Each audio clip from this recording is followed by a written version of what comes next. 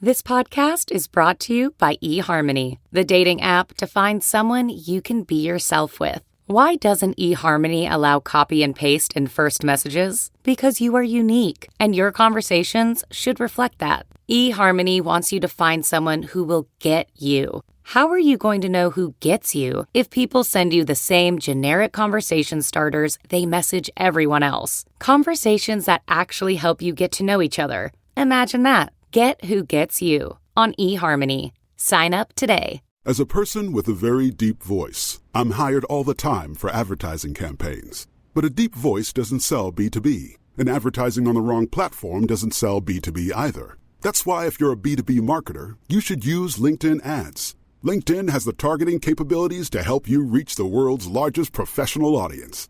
That's right, over 70 million decision makers all in one place. All the big wigs, then medium wigs, also small wigs who are on the path to becoming big wigs. Okay, that's enough about wigs. LinkedIn ads allows you to focus on getting your B2B message to the right people. So, does that mean you should use ads on LinkedIn instead of hiring me, the man with the deepest voice in the world? Yes. Yes, it does. Get started today and see why LinkedIn is the place to be to be. We'll even give you a $100 credit on your next campaign. Go to linkedin.com/results to claim your credit. That's linkedin.com/results. Terms and conditions apply. Acast powers the world's best podcasts. Here's a show that we recommend. What is The Briefing Room? It's a behind-the-scenes look at how the criminal justice system works and the lives of the people within that system. If you love true crime, well, these are the real people who do the job every day of making sure justice is served. Hi, I'm Detective Dave. I'm Detective Dan. Together, we have decades of experience in local law enforcement, a profession that we think is often misunderstood. So we're going to explore how to do it right, and we won't shy away from when it's done wrong. These are stories you'll hear nowhere else. Unique, frank, and unvarnished. From the team that brought you Small Town Dicks, this is The Briefing Room. Episode 1 drops on August 30th. We'll meet you in the briefing room. Acast helps creators launch, grow, and monetize their podcasts everywhere. Acast.com.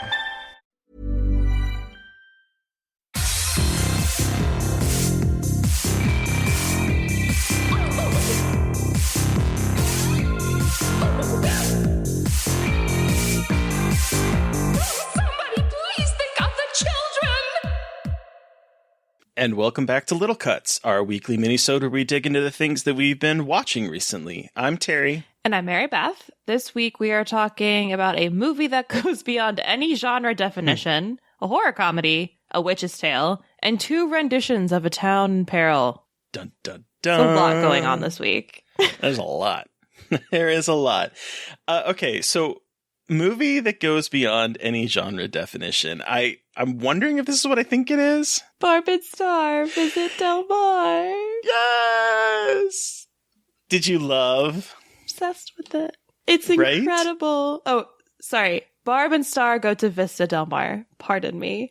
It is incredible. Like, it is like, I say it goes beyond any genre definition because it does. Like, it's like a comedy, but also it's like a spoof movie, and a comedy and romantic comedy and a spy movie, and like tries and like basically does everything that Austin Powers wanted to do, but better, in my opinion. Yes. And I had so much fun with this. I was super hungover when I watched it. Like, full disclosure to everyone, I was very hungover on a Sunday, and I was like, I've heard such good things about this movie. I might as well do it. And it was it's the perfect hangover movie. It's so fun. It's ridiculous. And like, I don't even know how else to describe it. Jamie, this is the best I've ever seen Jamie Dornan in. I want him in more comedies, like where he can be funny, because he's really funny. Like, he's a quite funny actor. And I really loved how this movie embraces sexuality of middle-aged women without it being like gross or weird. And it's just like women having sex and having casual sex and having it not be like some weird, crazy thing. And this movie is so fucking over the top. Like, there are musical sequences in the middle of a hotel. There's a water spirit named Trish. Mwah, Trish. Shout out to a real one.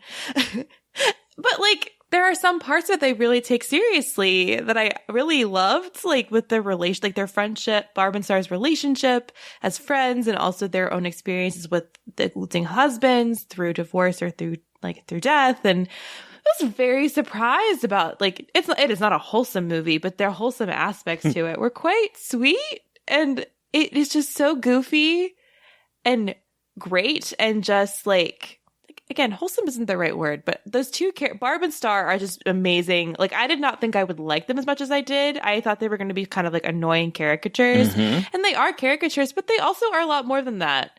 And it was just very lovely. It was really funny, and also about two women like finding themselves after going through traumatic experiences, losing husbands. And like, that's not really it's like, it doesn't seem like that, but it really is about these two women getting what they call their shimmer back. And it's really, really good. And it has Jamie Dornan singing. Will we be exclusive? Exclusive couples? Official and couples? Yo-Yo. The way the movie opens with Yo-Yo, the paperboy, just living his best life, listening to some music and throwing papers and not caring where they land. Like, and then just going right into the tree and becoming a little sidekick. As soon as that happened, I was like, this is not, I didn't really know anything about it. I wanted to watch it and I knew it was weird, so I didn't really look into it. So once that happened, I was like, yep, this is perfect. And when it started with culottes, the definition of culottes at the beginning, yes. I was like, this is a perfect film. So good. I've watched it like 3 times already this year, and I just, it makes me so happy. So fun. And I think it's hilarious. It's like dumb humor, but I think it's hilarious. So I am so glad I finally watched it. It is a joy. Me too. And everyone should give it a try. It's on Hulu now, so it's really easy to watch. So highly recommend. Oh yeah. So I think I know what this witchy movie is, but tell me about this witch's tale. So I watched The Witch. No, I'm kidding. I watched Fear Street Part 3, 1666. How was? I really liked this movie. No one can see the dance I'm doing, but I'm very excited because this is the one I'm the most excited for. I still have to see 1978. I've been depressed this week. I've been bad about watching movies. So I because of that, I won't dive too much into it. I will say that it's kind of baby's first The Witch movie. It is. What are the needle drops like? Is it like lutes and shit? There are none. There is a really great score, but there. Okay, so this movie has to do 2 things. I'm trying to like not be spoilerific. This movie has to do 2 things. It has to tell a 1666 story, and it also has to tie up and bring an end to the 1994 storyline. So I don't know what to say. Not all of this movie is set in 1666.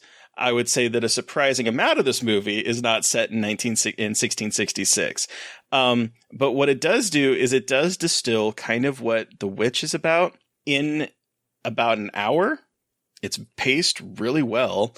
It's queer as fuck. And what I love is that they're using the same actors that have portrayed the characters in 1994 and in 1978 as their kind of ancestors. So it creates this like visual language where we kind of know these people just because we've watched 2 movies with their descendants. And so it doesn't spend a whole lot of time with character development except for the 2 main characters of Sarah Fier and her girlfriend, who is again played by the same actress that plays Sam in 1994. And we're kind of seeing how circular all of this horror has been since this event. Cool. And why this stuff is happening. Fuck yeah. And then it ties up 1994. And so there are needle drops in terms of when it gets to 1994. But in 1666, it is just a really awesome score that feels like it is appropriate for a movie set in 1666 in terms of like the horror language that we're used to seeing. Cool. Really good. I think ratings for me, I would say 94, 1666, and then 1978. I was not as huge of a fan of 78 just because it felt kind of like a repeat in some ways of the first one, but it wasn't as surprising for me. But this one I really loved. I love that it ties everything together. I love that it kind of brings everything full circle. And we have this fucking awesome horror event in 2021 that is spanned over 3 weeks. That's fucking amazing. So cool. And I hope that the success of this, and this is not just a horror event, but it is directed by a woman. It is queer as fuck. It's so successful. It's doing so well. And I'm hoping that this continues this upward trend of more representation in horror and it being important, and but also doesn't have to be like, it's a gay movie. Like, it's a gay movie, but it's also a fucking slasher, and it's scary as shit, and it's gory, and like, them being gay doesn't have to be like the center thing. And more horror events like this, like maybe they'll do another Fear Street trilogy, and like, I honestly think they could, or like, I just think this shows like so much potential for all of this kinds of stuff. So I'm like super pumped, and hopefully this will be coming back as like horror events in the summer, because holy shit, it's been so cool to have like the whole month of July be about Fear Street. Oh, it's so amazing. And like in 2021, everything's about Fear Street. Like, I have a Fear Street tote bag, and everyone recognizes it now. I mean, everyone, like, people did before, but like even more people, like, oh my God, are you watching it? And it's like getting me to talk to people in the real world that I like wouldn't have talked to in the first place. Sorry, I'm just not that person. But also, like, you know, getting horror fans like kind of linked up together. It's been really neat. Well, and also like my coworkers who are not horror fans have been watching this, and so like there is a crossover potential here that I think is really cool. That there are 3 movies that, yes, I'm in our very kind of small echo chamber on horror Twitter. We see a lot of people excited, but there are people outside of the people that we typically talk to that are watching this that don't typically watch horror movies, or people that might have grown up reading Fear Street, or whatever the case may be, or have an affinity to R.L. Stine. It's all coming together, and that's pretty cool. It's really fucking cool. Yeah. Neat. Okay, this horror comedy. I watched How to Deter a Robber, which is coming out on Friday. I think I've reviewed this one. Have I reviewed this one? So How to Deter a Robber, it's coming out on today, actually, directed by Maria Bissell. It is her directorial debut. And it follows a young woman and her naive is a strong word, is a word for it, boyfriend, who face off against a pair of amateur burglars in the middle of winter in a desolate town in northern Wisconsin. I loved this movie. Did you like it? It was so fun. Like, wasn't it? It is a movie about everyone who is just trying their best, and they're not succeeding necessarily, but they're really trying. And that's the entire movie. And I really love it. It's got like Fargo vibes, but in high school, or like right out of high school. So it's got the little bit like that Fargo dark humor to it. It's kind of like everyone's a little bit of a dope, and it's dark and kind of gross, but also funny. So it does have those Fargo vibes. And I have a lot of thoughts and feelings about the ending. And I think it's on purpose, but about like exploiting trauma for personal gain is like a really interesting theme in this movie that I was like really fascinated with that's exploration of. And it's funny, but it's a movie that is funny, but knows when to be sincere, which I really enjoy. I think a lot of the times in horror comedy, there's that balance between horror and funny, but there isn't kind of like a moments to where you have emotional access to characters in a way that makes it accessible and a little bit more nuanced and deep. And this film really does that and goes into these parts where it's like the characters aren't just caricatures of like a slacker high school student and her weird boyfriend and like her survivalist uncle. But oh my God, yes. And that relationship is really sweet too. And it's a really clever spin, I think, on the home invasion movie. I think we've seen a lot of home invasion movies and we kind of know what to expect. But this one is like, I don't know, let's just like take those expectations and fuck with them a little bit. So yeah, I really, really enjoyed it. Awesome. It's definitely right. It's a Christmas movie, which is funny. Yes, it's very Christmas in July vibes. So it's funny to watch it now because it's like in the middle of winter and it's freezing cold out and it's a Christmas tree. So interesting they're releasing it now, but it's a good Christmas horror movie. That is what I watched. Those are the 2 things I watched. But what is this one Town in Peril film that you watched? Okay, so in prep for watching the Crazies remake, I had never seen the original, although I apparently bought it. And so I was like, I'm going to watch it finally. And it is a George Romero movie from 1973. And it's not one of his, okay, I don't think it's one of his better movies. Okay, I've heard that quite a few times. There are some things in here that you can obviously see where like Dawn of the Dead is going to eventually go in terms of themes.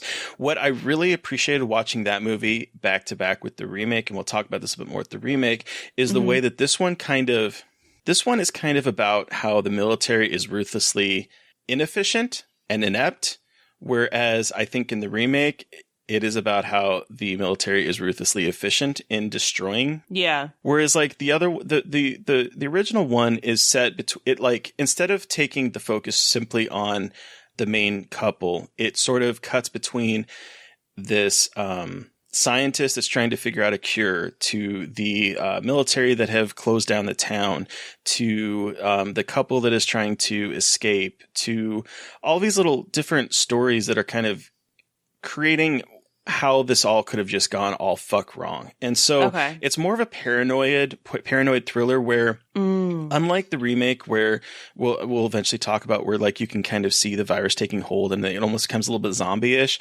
you don't 100% know who by the end of this movie who is gone insane because of this and who isn't, because everyone starts turning on each other because of paranoia. And so it's definitely more of that paranoia vibe. It's way too long. It's very slow, especially in the middle section. I was like checking my watch constantly. Like it is very, very, very, very, very slow.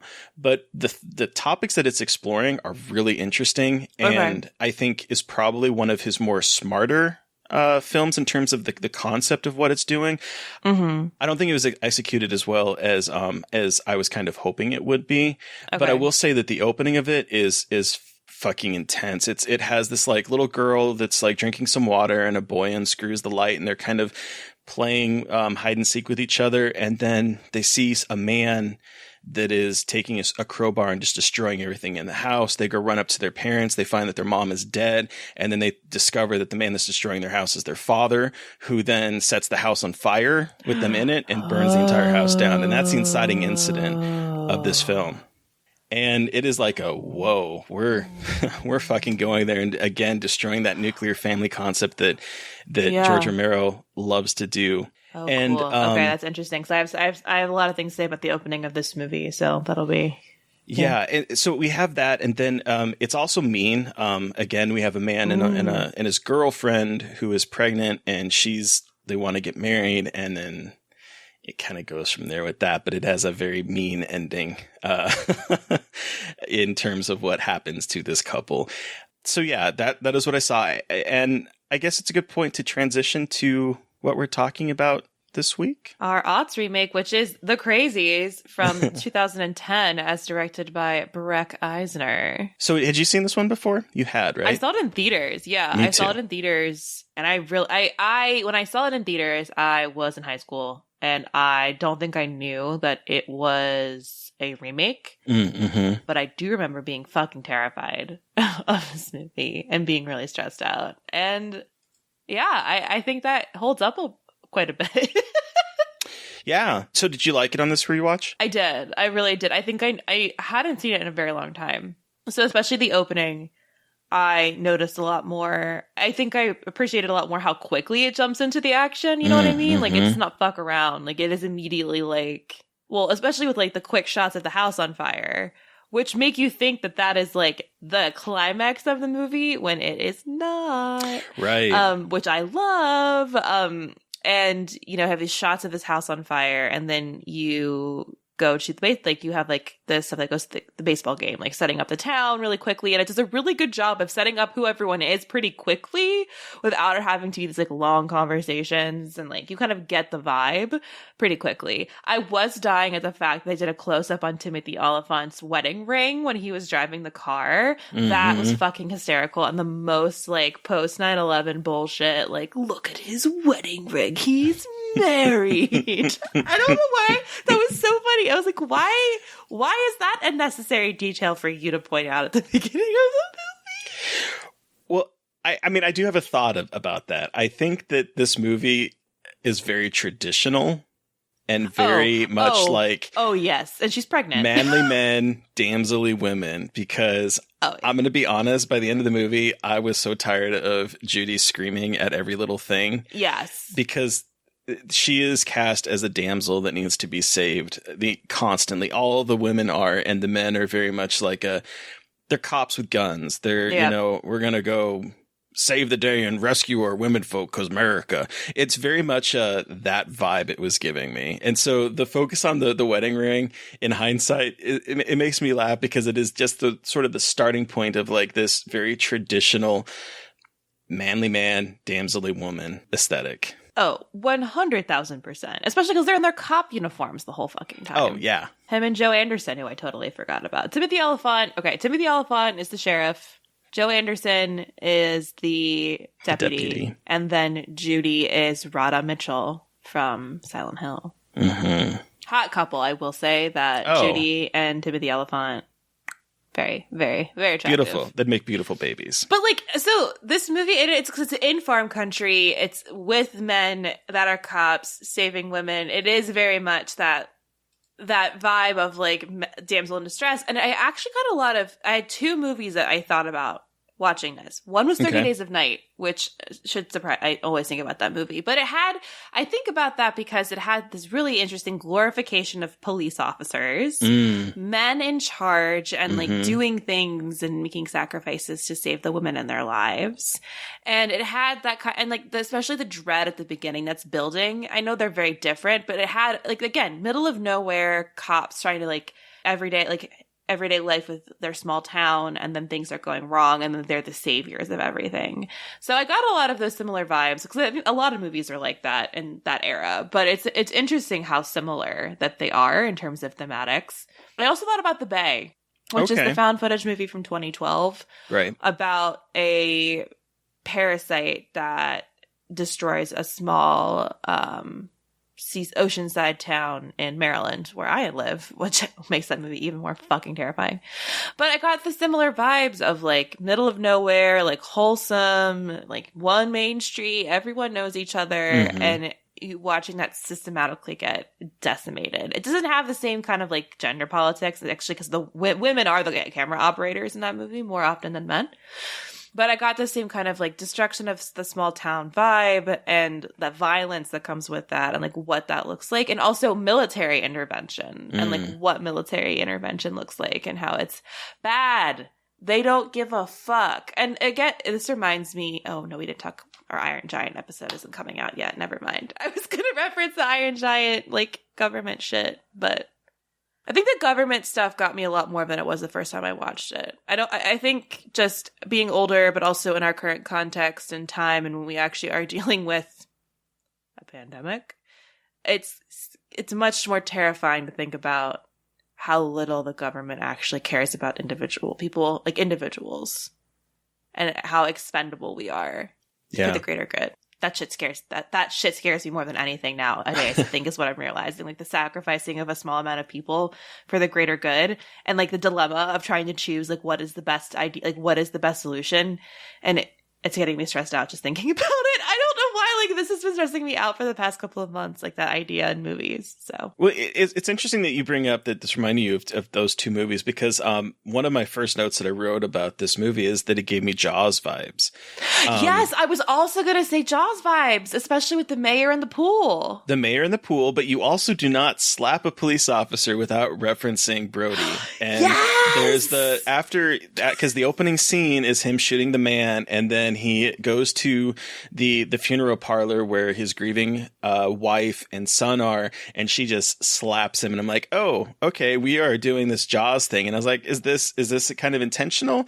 And then there is the scene where the police officer goes to talk to the mayor, and it is evoking Mayor Vaughn, and they can't shut off the water, and the town community is needing money. It's not because it's a seaside community, but because they're a farming community and they need to have the production. But it's like it's was springtime. Totally, everyone's planting their crops. All their crops are going to die, and everyone's going to go broke. And so it was giving me absolutely the Jaws vibes for sure. Yeah.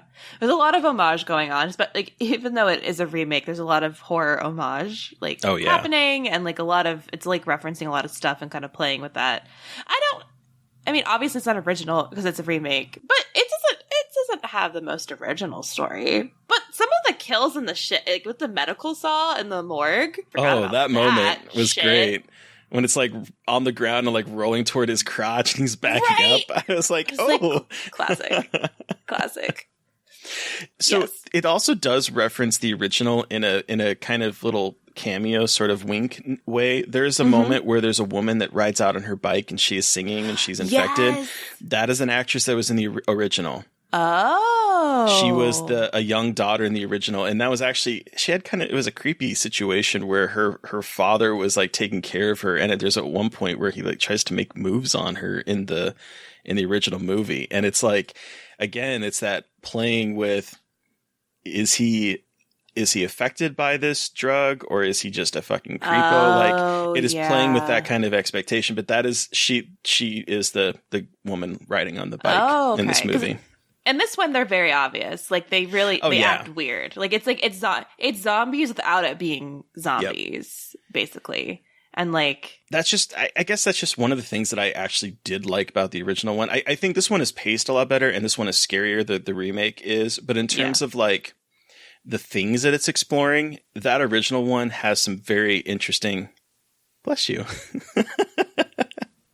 That original one has some very interesting dynamics that it is tackling with its movie. And there's actually one point where the scientist comes up with an antidote, and he is, because of how inept, and that's the other thing that I really liked about comparing these two, is that the government in that original one is so inept. They're so inept, in order for them to secure the area, they have to have like this voice print. And so he is so tied up with trying to like communicate to the colonel that he has this vaccine that might save the day, that there's this idea of this voice print that he can do, and it takes forever. And he's like, he's just down the street. I'm going to go run to him. And when he goes out, they think that he's a crazy person and they end up killing him. And so the military is basically shooting themselves in the foot and killing the one help that they can do. So there's like, it's all about how this giant fuckery happens at all stages of government that cause this town to collapse on itself. And that is one thing I think the original does a little bit better than this one. Although this one, the government is a lot more just ruthlessly efficient at destroying things. Yeah, seriously. Just, I mean, you could tell that this is definitely post 9/11. Oh, especially with like my good old second screen horror shit where it's like the radar like zooming in on them and then taking pictures, and it's like, the government is always watching you. Like, yep. It's very post 9/11. It's just screams that basically the entire film. And the nihilism at the end, too. Mm-hmm. It is scary, I thought it was good. I thought it was scary. It got some good jump scares. It's creepy. Timothy Olyphant's hot. It's pretty gross. You know. That man has just been so hot his entire film career. Just different stages of hotness. Just constantly evolving. Constantly. But yeah, so I would recommend a revisitation of the Crazies. It's on Amazon Prime and Hulu. Mm-hmm. So, okay, so we are transitioning to a new theme of film. Terry, what are we watching next week, and how is it a beautiful bridge between the two? Well, so we are going to leave the aughts remakes, and we're going to move into one of my favorite subgenres of horror, aquatic horror, which feels appropriate for the summer. And I'm so confused as to when Shark Week is anymore, because last year Shark Week was in August. Now Shark Week is happening right now. Yeah. And then like Nat Geo has Shark Fest, which is at the end of the month, I think. Yeah.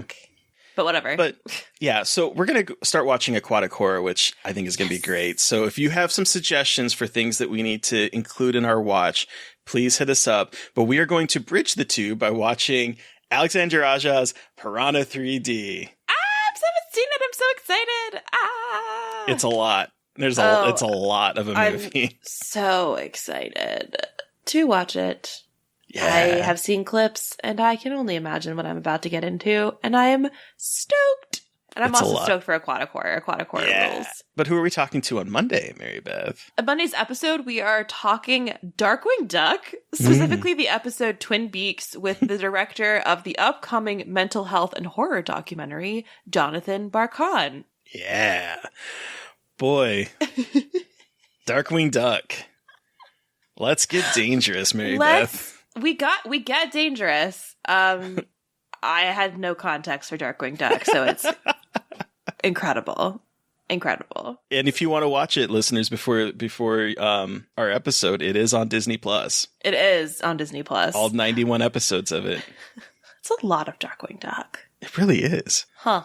Anyway, listeners, you heard from us, but we want to hear from you. We want to know, what aquatic horror movies should we be watching, like Terry said. So you can send us an email at scarredforlifepodcast@gmail.com, or you can reach out to us directly on Twitter.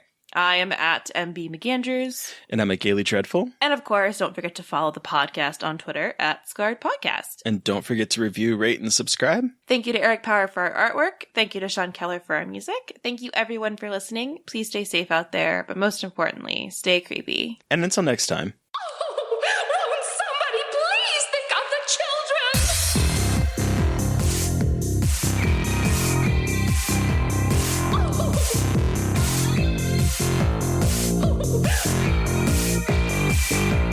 Somebody please think of the children!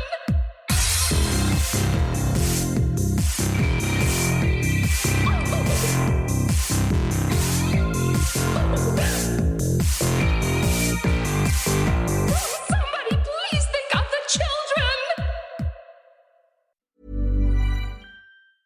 As a person with a very deep voice, I'm hired all the time for advertising campaigns. But a deep voice doesn't sell B2B, and advertising on the wrong platform doesn't sell B2B either. That's why if you're a B2B marketer, you should use LinkedIn ads. LinkedIn has the targeting capabilities to help you reach the world's largest professional audience. That's right, over 70 million decision makers all in one place. All the big wigs, then medium wigs, also small wigs who are on the path to becoming big wigs. Okay, that's enough about wigs. LinkedIn ads allows you to focus on getting your B2B message to the right people. So, does that mean you should use ads on LinkedIn instead of hiring me, the man with the deepest voice in the world? Yes. Yes, it does. Get started today and see why LinkedIn is the place to be to be. We'll even give you a $100 credit on your next campaign. Go to linkedin.com/results to claim your credit. That's linkedin.com/results. Terms and conditions apply. Acast powers the world's best podcasts. Here's a show that we recommend. What is The Briefing Room? It's a behind-the-scenes look at how the criminal justice system works and the lives of the people within that system. If you love true crime, well, these are the real people who do the job every day of making sure justice is served. Hi, I'm Detective Dave. I'm Detective Dan. Together, we have decades of experience in local law enforcement, a profession that we think is often misunderstood. So we're going to explore how to do it right, and we won't shy away from when it's done wrong. These are stories you'll hear nowhere else. Unique, frank, and unvarnished. From the team that brought you Small Town Dicks, this is The Briefing Room. Episode 1 drops on August 30th. We'll meet you in the briefing room. Acast helps creators launch, grow, and monetize their podcasts everywhere. Acast.com.